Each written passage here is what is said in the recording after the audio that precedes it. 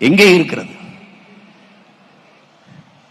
Street இருக்கிறது, தெரு இல்லை, நிலச்சாலை இல்லை, அவென்யூ இருக்கிறது, விரிவு இல்லை, பிரிவு இல்லை, செக்டர், எக்ஸ்டென்ஷன். நாட்டில் இல்லை தமிழ், நாட்டில் வாழாத தமிழ் நாட்டில் எப்படி வாழும்?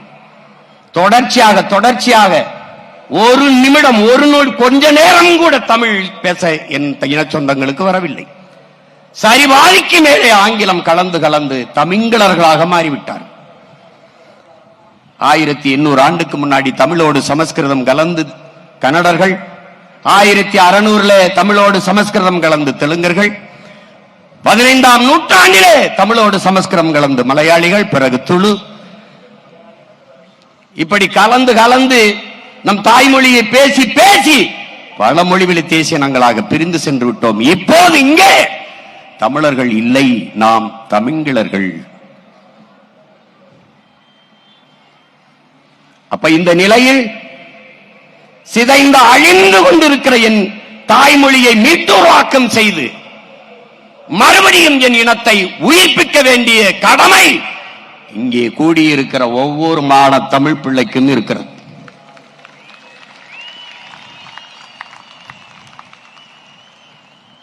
தமிழன் பெயரிலே தமிழ் இல்லை, பிள்ளைக்கு தமிழ் பெயரை சூட்டுவோம், நாம் தமிழர் என்று உலகிற்கு காட்டுவோம் என்றார் முத்துக்குத்தன். யாரும் தமிழில் பெயர் வைப்பதில்லை, தமிழில் பேசுவதில்லை. தமிழ் படித்தால் வேலை கிடைக்குமா, தமிழ் படித்தால் சோறு கிடைக்குமா என்று எண்ணுகிற ஒரு இழிவான மனப்போக்கு.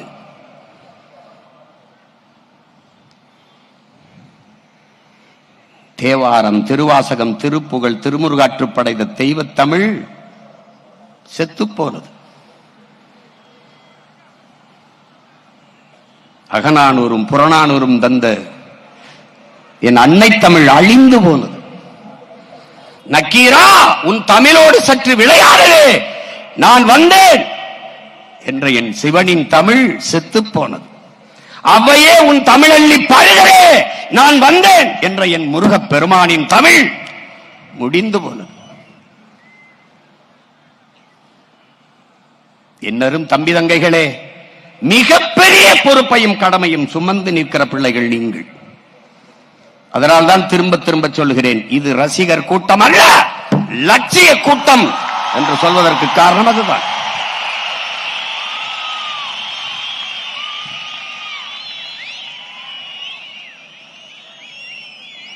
திரை கவர்ச்சியா, இன எழுச்சியா?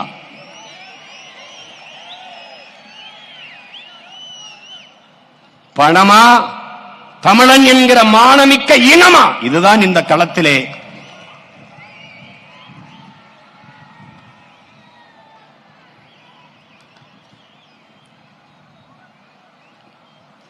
அறிவார்ந்த தமிழ் சமூக தம்பி தங்கைகளே, என்னரும் சொந்தங்களே,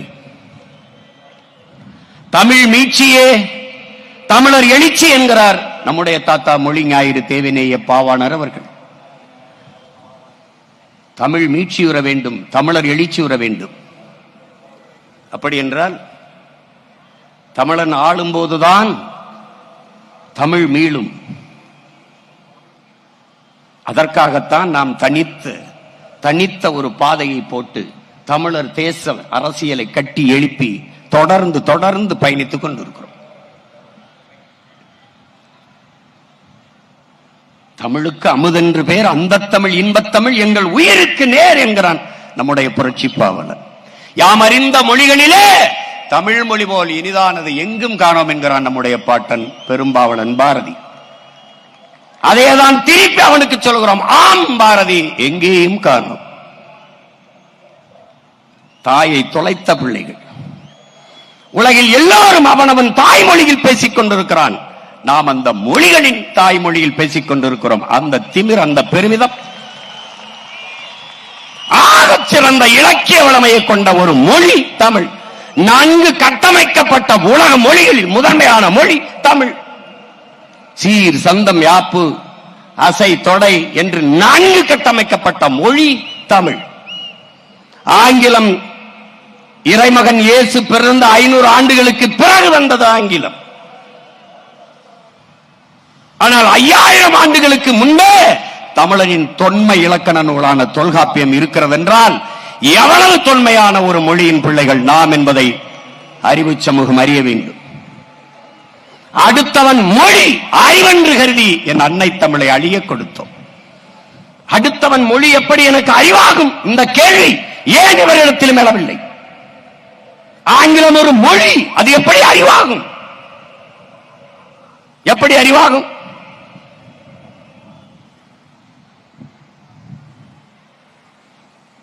கேரள கவிஞன் ஆற்றூர் ரவிவர்மா சொல்கிறார், உலகத்திலே ஆகச் சிறந்த இலக்கியங்களை தன் தாய்மொழியிலே படிக்கிற வாய்ப்பு பெற்றவர்கள் கிரேக்கர்கள், சீனர்கள்.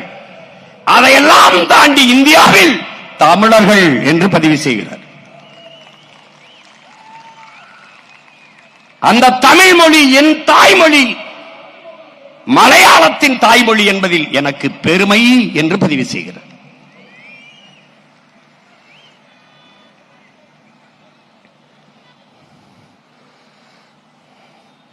பைபிள் இந்து பைபிள் கிறிஸ்தவர்களுக்கு, திருக்குரான் இஸ்லாமிய மக்களுக்கு, பகவத்கீதை இந்து மக்களுக்கு, ஒவ்வொருவரும் மாறி மாறி இந்த வேத நூல்களை, இந்த புனித நூல்களை படிப்பதில்லை.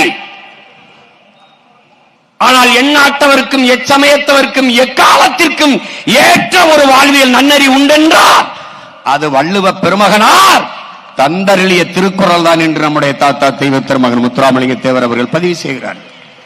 அதனால்தான் அது உலக பொதுமறை என்று சொன்னோம். அந்த மறை தந்தவனின் பிள்ளைகளா நாம் மறந்து போனோம் தமிழை.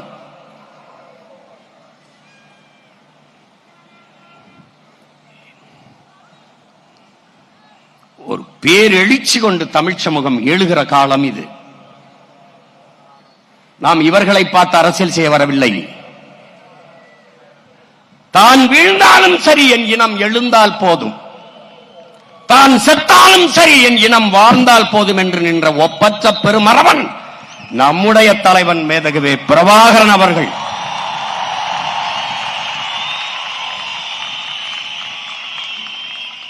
அவன் மொழியே கீதை, அவன் வழியே பாதை என்ற முடிவோடு களத்திலே வந்தோம். அருமை பெருமக்களே, நமது ஆதி முன்னவன் முருக பெரும்பாட்டன் வேலேந்தி களத்திலே பாய்ந்தான். அவன் பின்னவன் அரசனுக்கு அரசன் அருண்மொழி சோழன் வாழேந்தி களத்திலே பாய்ந்தான். அவன் பேரன் பிரபாகரன் என்ற பெருமரவன் துவக்கேந்தி களத்திலே பாய்ந்தான். அவன் பிள்ளைகள் சீமானும் அவன் உடன் பிறந்தார்களும் அறிவாயுதம் ஏந்தி அரசியல் களத்திலே பாய்கிறோம். காலம்தான் நமக்கு வெவ்வேறு காலகட்டங்களில் வெவ்வேறு கல்விகளை கையளித்தது. ஆனால் இலக்கு ஒன்றுதான், நம் இனத்தின் விடுதலை.